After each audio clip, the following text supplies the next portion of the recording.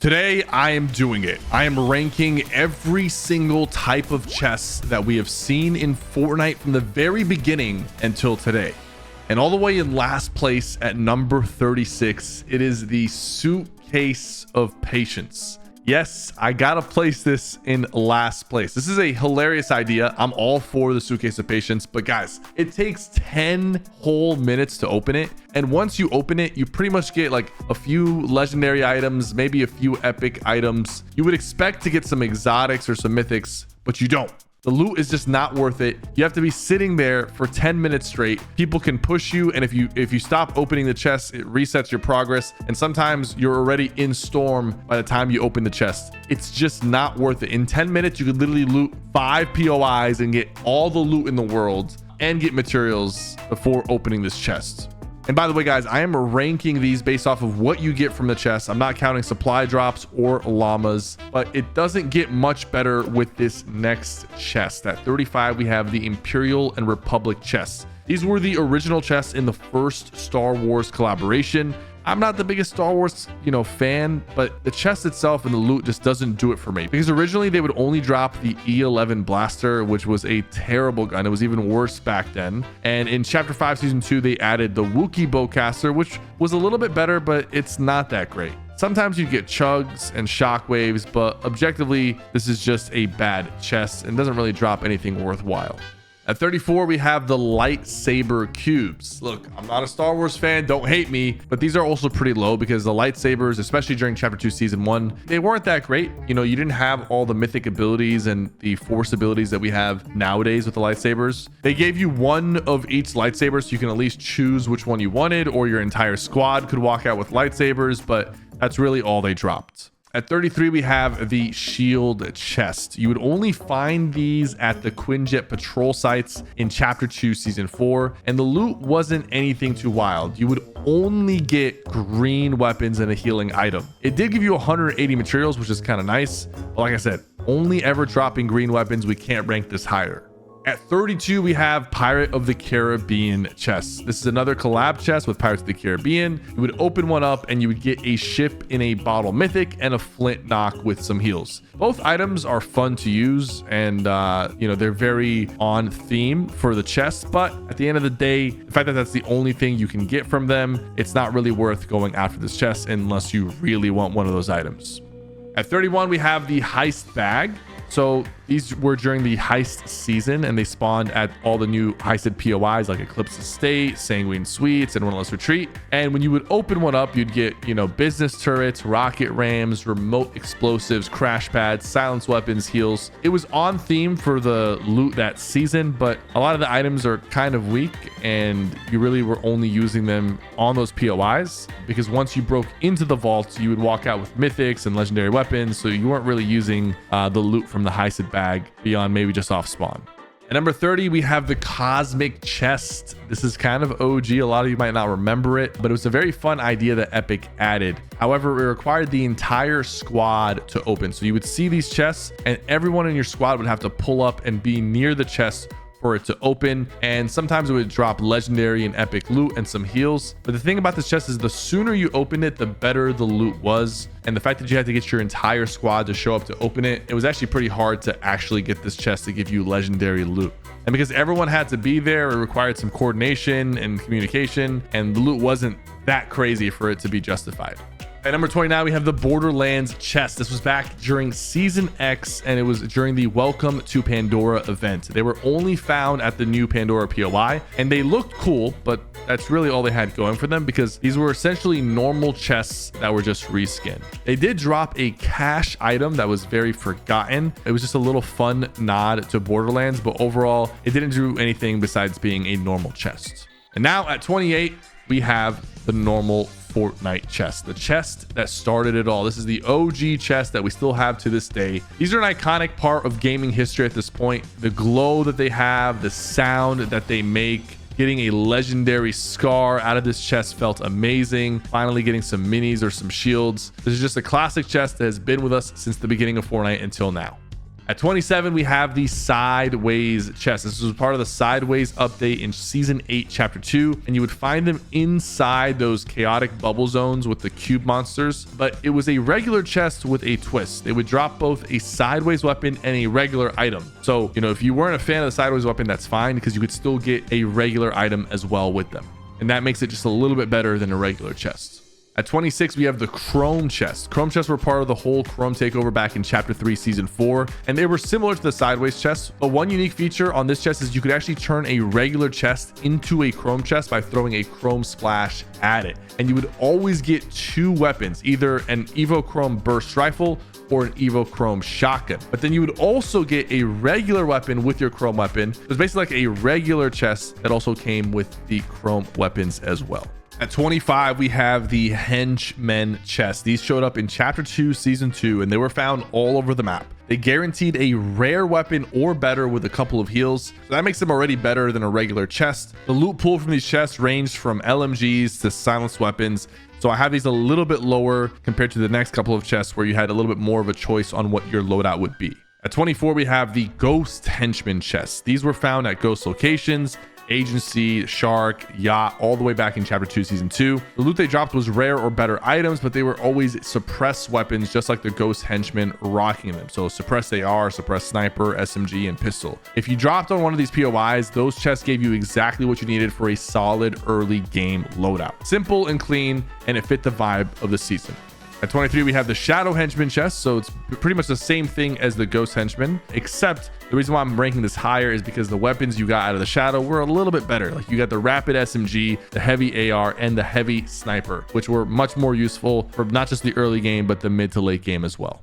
Number 22, we have the Olympus and Underworld chests. These worked very similar, except you'd find them either at Mount Olympus or Grimgate, depending on which one you wanted. And if I was being honest, the Underworld chest had a slight edge as you could get the chains of Hades out of it, which was actually very useful that season. Mount Olympus dropped the wings of Icarus or Zeus Thunderbolt, which they both got nerfed, and the wings weren't that good to begin with.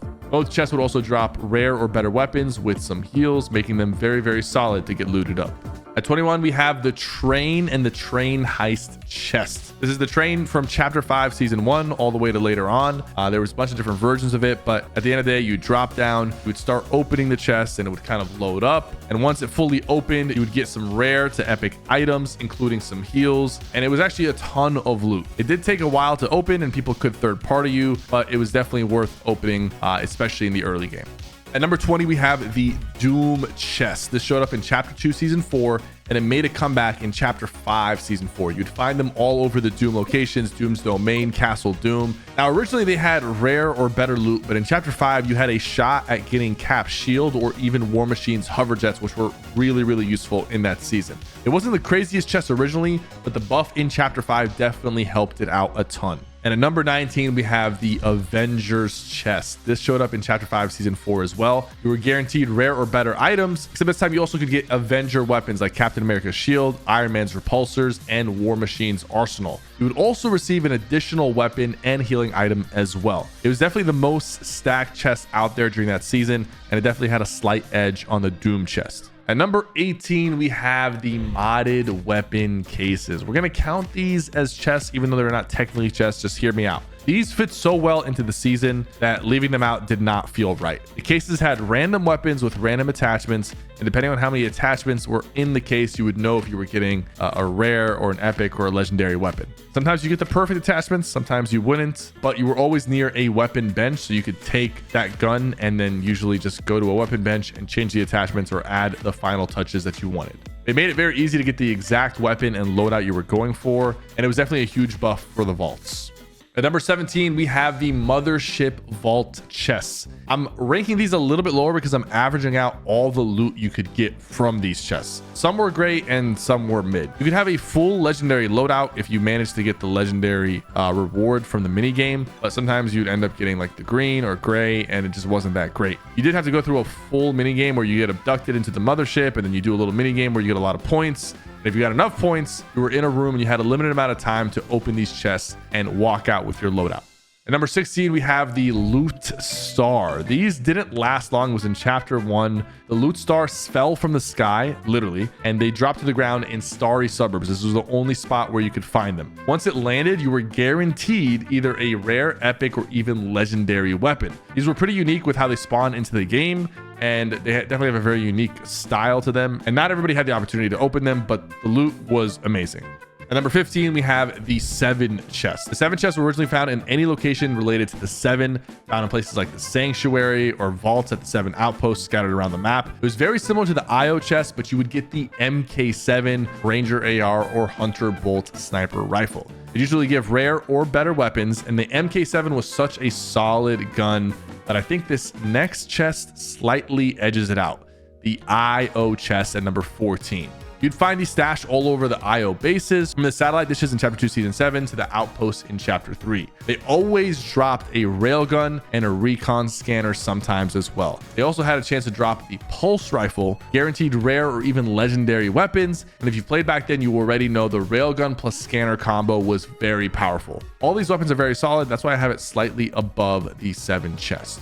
But at number 13, we have the elemental chests. This showed up all over the map in chapter 6 season 1. You were always guaranteed to find one of these if you made it into the Night Forest vault, and inside the vault there were always 2, and the loot was super solid. It was either epic or better guns from the chests. You would also get void mask, fire mask, powerful boons. You were never walking out empty-handed from these chests. And the void masks were guaranteed and required movement, which made these chests really stand out. At number 12, we have the rare chests. These have been around forever, and they've always hit the sweet spot. Every time you hear that unique glowing hum, you knew there was a rare chest nearby. It guarantees epic or legendary weapons, and they're one of the few chests that show up almost every single season. Even though we've had some crazier options, the rare chest is just very reliable, and you're very rarely walking away disappointed from it. At number 11, we have the hero caches. And just like the mothership chests, I'm ranking the hero caches because they can give you C tier loot all the way to S tier. If we were just talking about S tier, these would be just ranked way higher, but we're averaging out all the loot you can get from C to S. It's always solid loot. Obviously, it's based off of your hero rank. You'll find them all over the map, especially at the new POIs. And if you manage to get the S rank and open an S tier rank hero cache, you're going to walk away with all the heals, all the legendary weapons you're looking for. Now for our top 10. At number 10, we have the Oathbound chests in chapter 4 season 1. These were really great because they gave you rare or better items. But those of you who played actually understand the big loot you can get from these was the shockwave hammer, the Excalibur rifle, the chug splashes, all the stuff you would want early on in the game. Even though the items can be rare, they're not guaranteed to be epic. With how strong the shockwave hammer and the Excalibur rifles were, it definitely puts this chest really high on this list.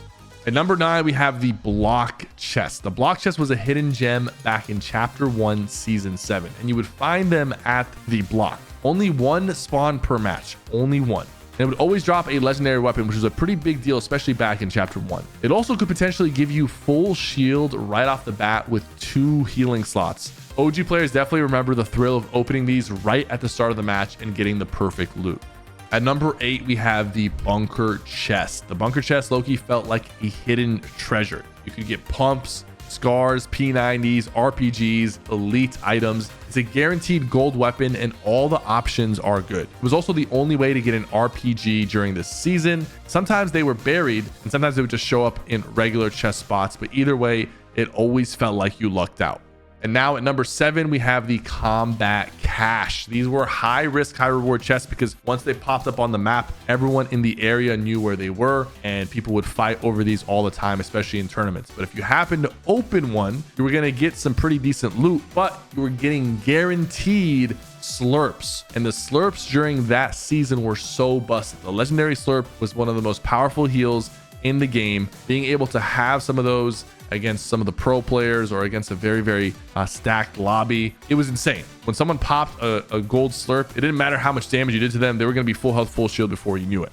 And at number 6, we have the Scout Regiment Footlocker. These dropped during chapter 4 season 2. This is a really good chest because they always guaranteed that you would get minis. But what was special is that you would also get the mythic ODM gear or thunder spears, and a high chance that you would actually get both of them. While they didn't drop a gun, if you don't remember, the ODM gear was just so good. This has to be a very high ranked chest because of that. Now, these chests were really good. but they're not in my top 5 because my top 5 starts with number 5, the Coldblooded Coffer. The Coldblooded Coffers were part of the Coldblooded Heist event in Chapter 4, Season 2. If you're heading into Faulty Splits, Brutal Bastion, or Shattered Slabs, you were probably hunting one of these downs. They were locked behind vaults, and you'd have to take down one of the cold-blooded bosses to get a key card to open them. But the thing is, they would give you a guaranteed exotic weapon. There was always 2 inside the vault, and it was one of the easiest ways to get one of the 7 exotic weapons during that season. At number 4, we have the Stark Industry Chests. Now, this pick might seem high, but you gotta remember, it gave you rare or better loot, but if you played during Chapter 2, Season 4, you would know how stacked these chests were. Because these chests dropped rare and legendary weapons, but more importantly, they gave you the iconic Stark Industry Energy Rifle, which was amazing, and it gave you a really high chance of getting a purple or legendary pump shotgun, which is one of the strongest shotguns in the game, period. You can literally get the best shotgun and best assault rifle right in the beginning of a match by opening just one of these. At number 3, we have the Hollow Chests. This is a chest that lets you actually pick your loot. All you needed was a key, and there was some RNG as to what the chests were actually going to be offering. But of course, you could spend your key wherever you want. You could find a set of the hollow chests, and maybe you don't like what they're offering. You can go to a different set and buy something else. With 1 key, you can get a guaranteed epic or legendary weapon. And if you had 2 keys, you can get an exotic, which was insane, especially during this season. The only thing is that the keys were limited. You would have to find them while you were looting, and you could only carry a maximum of 3. But these were clean and very consistent, and I would not mind if Epic brought these back. At number 2, we have the Buried Treasure Chest. This counts all versions of the treasure chest. You'd get the buried treasure map, follow the trail, and once you spotted that glowing X, you would dig it up and open the chest. But the thing is, the loot you would get was always extremely stacked. You would get 3 guaranteed legendary items. There was a lot of work to open them, but it was definitely extremely satisfying and 100% worth opening them any chance you got. But for number 1, we gotta give it to the developer chest. They added these chests in Fortnite Reload, and they look like regular chests, but it has a 1 in 2,000 chance of spawning. So you might see it and think it's just a regular chest, but as soon as you open it, you're getting every single exotic out of the game. And if you find one, you pretty much have all the guns you and your squad need to run that reload match. And it's honestly an extremely exciting moment that not everybody has had the opportunity to experience. So there it is, ladies and gentlemen, all the Fortnite chests from the very worst to the very best. I hope you guys enjoyed this ranking video. Don't forget to like and subscribe.